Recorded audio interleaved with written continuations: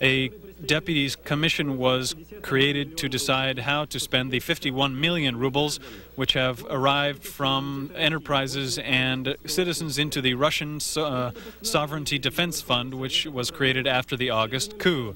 A decree is being prepared to address the issues of the creation of the TV company Petersburg and its possible conversion into a joint stock company. This is the agenda for the Parliament for the coming week. Recently, we have had much sensational news. We have one more today, the hearings on the misuse by the CPSU, the Communist Party, of its funds. It turns out that we were rather rich if our money had been kept in our own pockets and not in someone else's. The Deputy General Procurator of Russia, Yevgeny Lisov, who heads the investigative group into the actions of the coup leaders, said that the party leaders for a long time took the state treasury for their own use. In recent decades, $200 million were spent on their own needs and on support for parties in other countries and on supporting the high lifestyle of party functionaries. In the last 4 months, the investigative group has located virtually all the money of the former governing party. $14 million are held in the Foreign Trade Bank and $12 million are in the hands of the investigators. The value of the property of the Communist Party is currently valued at 7 billion rubles.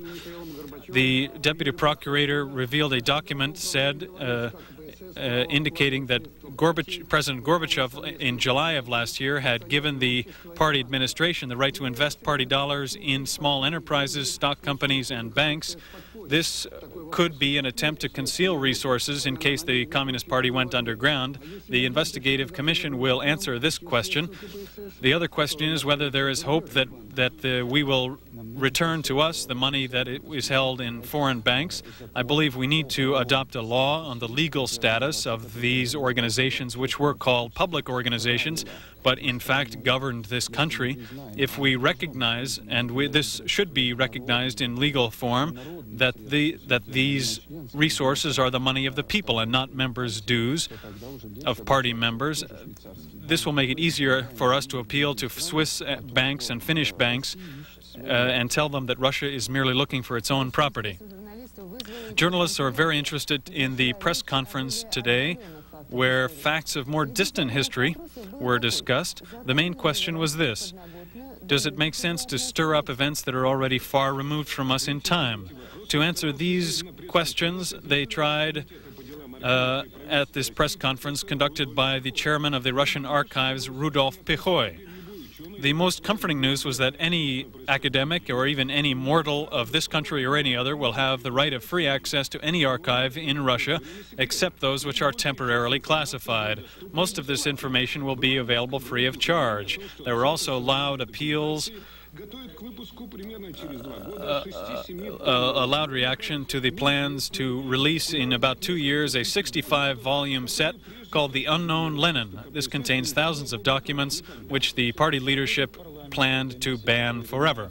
The Parliamentary Commission, which is involved in the issues of guaranteeing access to the Communist Party and KGB archives, is working on this, but I'm alarmed by another thing, that is that we have no law on archives, a law on secrecy. Where there is no law, there is arbitrary rule.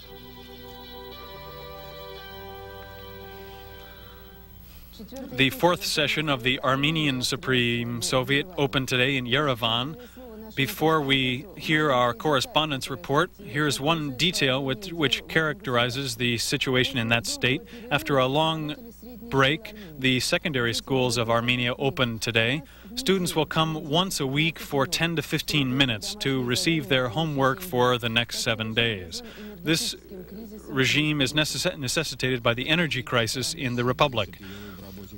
The Parliament was out of session for about 1.5 months, a time which was very complicated for the Republic. There is an energy crisis affecting not just the economy, but people's lives.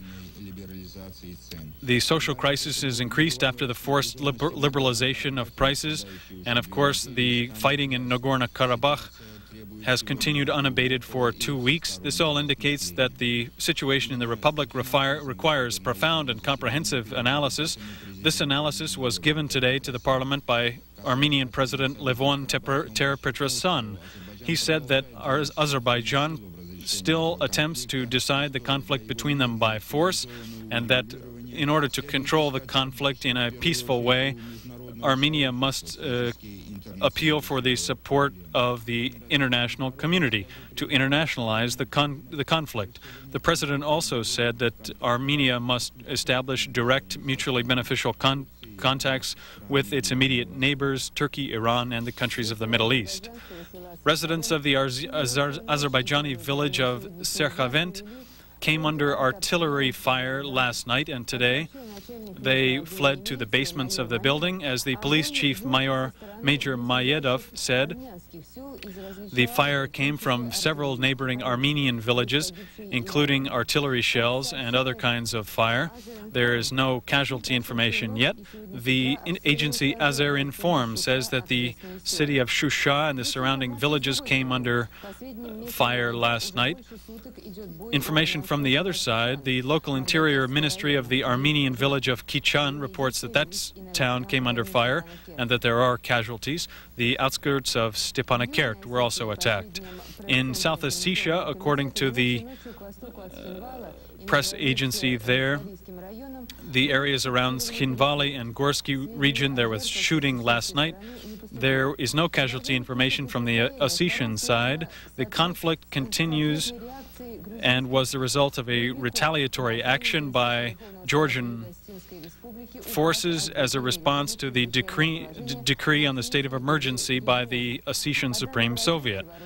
According to data from intelligence services, there are about 2,000 armed supporters of Zviad Gamsahurdia in the area. In the permanent mission of Georgia to Russia in Moscow, the acting Prime Minister of Tengiz Sigua met with journalists today. He answered many questions and emphasized that Georgia has received as its inheritance from the fallen Gamsahurdia regime an economic failure, an emptied treasury, and depleted food and energy resources. The current Georgian leadership is engaged in intense negotiations with all CIS country measures. He will meet with President Yeltsin today. The situation in Georgia is stabilizing.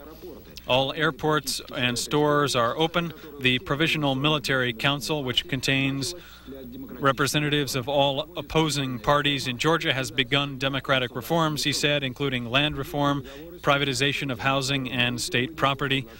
The Georgian side will propose with South Ossetia a ceasefire to stop the bloodshed.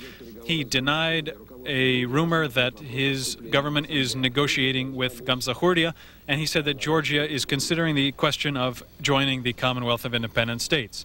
Georgia should be a parliamentary republic. The monarchist elements in the republic will not succeed. This is a question that must be resolved. It is unbelievable that people are killing themselves today who yesterday considered themselves compatriots.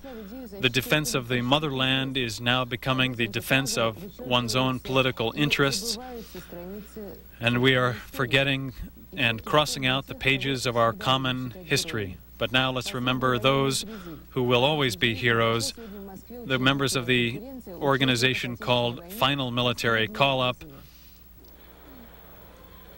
1945, the final stage of the war. Victory is near. In this final stage, we see still the 16 and 17-year-old soldiers who have opposed this evil. Many of them stayed there on that foreign land. And this line from the song, "Hello, Mother, not all of us have come home." Those who did come home were congratulated. They wear medals on their breasts. But some of them are still not considered heroes. I fought until June 1944. I was injured and sent, because of my age, to a civilian hospital. I have documentations of this. But when I started to demand the status of a war veteran, the military district administration in my era said If you had been injured, if you lost an eye or a leg, something would be different, but you were just sitting there. Until 1979, we were considered veterans of the war, but after Decree number 907 of 1979, we were made into war veterans of second class. Yes, we used to be considered veterans, but now we have been cut off from these benefits. The participants in the conference are reminding the Russian government of their poor situation and demanding the recognition of the final military call-up soldiers, be given all the benefits of others. They adopted a unanimous declaration to this effect. And now the international news. In Algiers, the conflict is boiling over between